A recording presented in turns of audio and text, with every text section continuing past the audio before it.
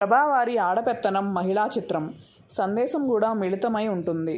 అక్కినేని నాగేశ్వరరావు, అంజలీదేవి ప్రధాన తారాగణం. 1958 ఆగస్టు 6న విడుదలైంది. వై. నారాయణస్వామి మరియు ఎం. వెంకటరామదాసు నిర్మాతలు.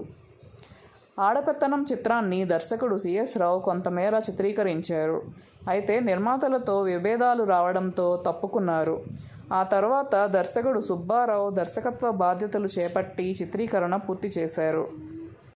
ఈ సినిమాలో కన్నాంబ, రాజసులోచన, రేలంగి, గుమ్మడి, చదలవాడ కుటుంబరావు, పెరుమాళ్లు, అల్లు రామలింగయ్య, ఛాయాదేవి, అమ్మాజీ, రామకోటి, బాలకృష్ణ, బొడ్డపాటి ఇతర నటీనటులు. పినిశెట్టి శ్రీరామమూర్తి కథా రచయిత.